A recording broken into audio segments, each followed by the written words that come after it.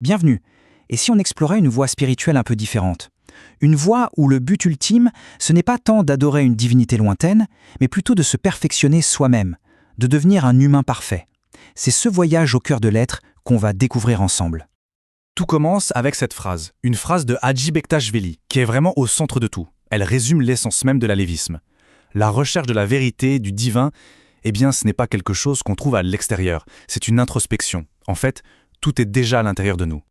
Alors, voilà notre feuille de route. On va d'abord plonger dans cette philosophie qui met l'humain au centre, ensuite on suivra le cheminement spirituel des 4 portes, puis on verra comment ça se vit en communauté avec le SEM, avant de découvrir le principe qui soutient tout le reste, le consentement. Bon, commençons par la base. L'alévisme, au fond, qu'est-ce que c'est? Si on met de côté un instant les rituels et les traditions, c'est quoi l'idée centrale, le moteur de cette voie si particulière? Ce qui est intéressant, c'est que l'alévisme se définit moins par des dogmes stricts que par des grands principes.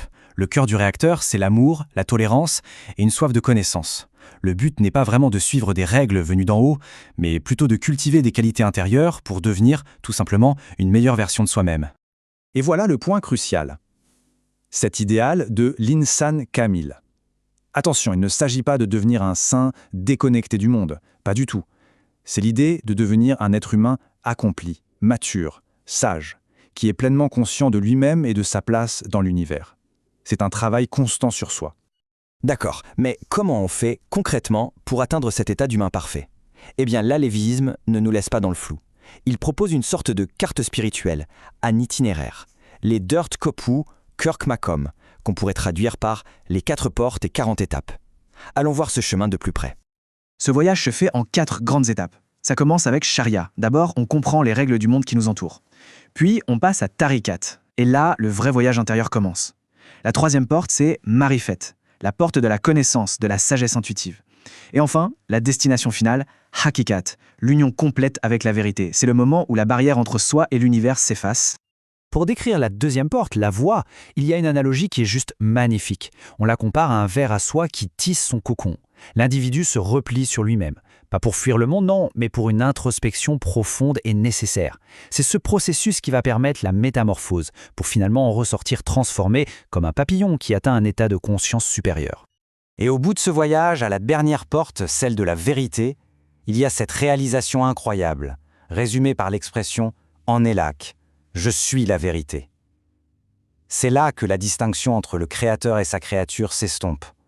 On reconnaît la parcelle de divin en soi et on prend conscience de l'unité de tout ce qui existe. Ok, maintenant qu'on a vu ce cheminement très personnel, voyons comment tout ça se vit en communauté. Parce que cette philosophie, elle n'est pas faite pour être vécue en solitaire. Et la réponse, elle se trouve dans le SEM. Le SEM, c'est bien plus qu'une simple cérémonie. C'est vraiment l'institution centrale de la vie à Lévis. C'est le lieu où les canelars, les âmes, se réunissent sur un pied d'égalité. On y partage des chants, des prières, bien sûr, mais c'est aussi là qu'on règle les conflits et qu'on renforce les liens. C'est à la fois un lieu de culte, une école et un tribunal social. D'ailleurs, chaque SEM est organisé autour de 12 ismot, 12 services. Chacun a un rôle bien précis. Du guide spirituel, le Dédé, jusqu'au musicien, le Zakir. Rien n'est laissé au hasard. C'est une sorte de chorégraphie sociale magnifique, où chaque personne contribue à l'harmonie du groupe. Il y a un aspect absolument unique dans l'alévisme, c'est la place sacrée de la musique. Le baglama, cet instrument à cordes, est même surnommé le Coran à cordes.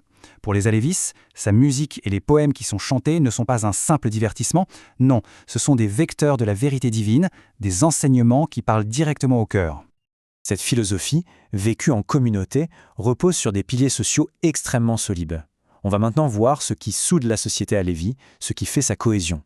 L'un de ces piliers, c'est le Moussa Lipsik. C'est un pacte sacré où 2 familles décident de devenir frères et sœurs de voix. Ce lien, il est bien plus fort que l'amitié. Ces familles deviennent responsables les unes des autres. Elles partagent tout, les joies, les peines, les biens matériels, le soutien moral. C'est une sorte de famille choisie, spirituelle et d'une force incroyable.